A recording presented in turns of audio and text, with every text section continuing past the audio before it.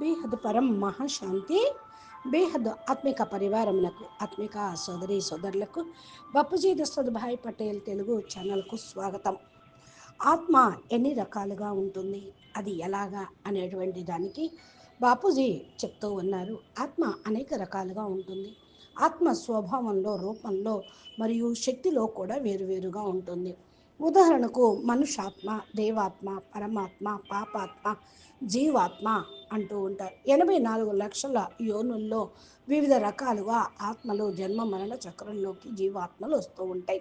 ఈ ఆత్మల సృష్టి ఎలా జరిగింది అనంటే, ఆత్మ యొక్క సృష్టి అనగా మనిషి ఆత్మ క్రమంగా అనేక వంశావళిలు పెరుగుతూ ఉంటుంది. ఆత్మ అనేక జన్మల్లో దాని స్థితిని పెంచుకుంటూ ఉంటుంది. ఉదాహరణకు చేపలు ఉంటాయి, పెద్ద చేప, చిన్న చేపలు. ఇవి కూడా అదేవిధంగా వాటి యొక్క ఆత్మ వృద్ధి స్థితిని ప్రతిబింబిస్తూ ఉంటాయి. ఆత్మ యొక్క యోనులు శాస్త్రీయంగా అంటే శాస్త్రాలు చెప్పిన విధంగా ఆత్మకు 84 లక్షల యోనుల్లో ప్రవేశిస్తూ ఉంటుందని, అన్ని జన్మలు ఉంటాయని, అవి కూడా ఆత్మలే అని, తరువాత మానవ జన్మగా లభిస్తుంది అని, జంతువులు, పక్షులు, మరి క్రిమి కీటకాలు, చేపలు మొదలైనవన్నీ కూడా ఆత్మలే. మరి ఆత్మ యొక్క శక్తి శాస్త్రీయంగా మరి ఎలాగా పరిగణించవచ్చు అంటే, ఆత్మలో శక్తి అనేక వోల్టేజ్ రూపంలో, ఏ విధంగా బల్బు వోల్టేజ్ రూపంలో ఉంటుందో, 10 వోల్టేజీ, 100 వోల్టేజీ, 1000 వోల్టేజీ, 1,00,000 వోల్టేజీ, కోట్ల వోల్టేజీ ఉంటుందో, అదేవిధంగా ఆత్మ యొక్క శక్తి పరిమాణం సృష్టిలో వేరు వేరు స్థాయిల్లో ఉంటాయి. దీన్నే బాపూజీ కళలు అని అంటూ ఉంటారు. 100 కళ, 1000 కళ, బేహద్ కళలు, ఆత్మ యూనివర్స్ ఆత్మలు 12 కళలు, 16 కళలు, గెలాక్సీ ఆత్మలు 8 నుండి 12 కళలు అంటారు. ఆత్మ యొక్క పవర్ని కళల రూపంలో మనము మెజర్మెంట్ రూపంగా కొలవవచ్చు. అందుకని ఆత్మ వివిధ రకాలుగా, ఆత్మ అనేక రకాల రూపాలను, స్థాయిలను బట్టి ఉంటూ ఉంటాయి. దేవాత్మలు, పరమాత్మలు మరియు ఇతర ఆత్మలు వేరు వేరు శక్తిని కలిగి ఉంటూ ఉంటాయి. వాళ్ళ కళలు కూడా వేరుగానే ఉంటాయి. ఇక్కడ మనుష్యాత్మ అయితే 3-4 కళలే ఉంటాయని, దేవాత్మలు అయితే 8 కళల దగ్గర ఉంటుందని, కృష్ణుడిని 16 కళల సంపూర్ణుడు అని కూడా అంటూ ఉంటారు. మళ్ళీ రాముడు 14 కళల అని చెప్తూ ఉంటారు.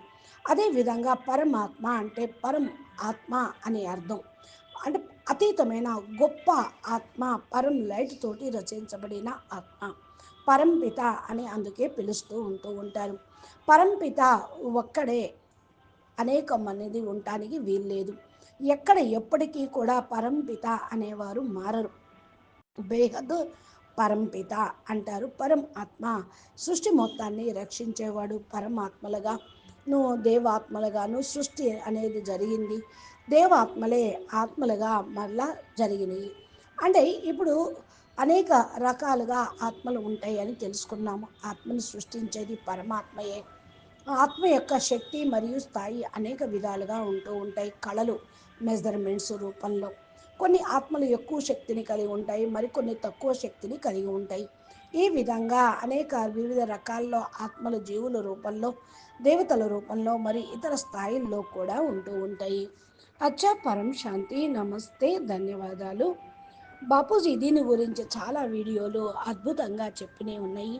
మీరు మా ఛానల్ని సబ్స్క్రైబ్ చేసి గంట సింబల్ని ప్రెస్ చేస్తే నోటిఫికేషన్ రూపంలో మీకు ఆత్మజ్ఞానం, పరమాత్మ జ్ఞానం, కళల జ్ఞానము, హయ్యర్ డైమెన్షన్ల యొక్క జ్ఞానము, మరి సృష్టి యొక్క ఆది మధ్య అంత జ్ఞానము అంతా ఆత్మలపైనే ఆధారపడి ఉంటుంది. కనుక మీరు మా ఛానల్ని సబ్స్క్రైబ్ ద్వారా ఈ యొక్క జ్ఞానాన్ని మీరు అందుకోవచ్చు.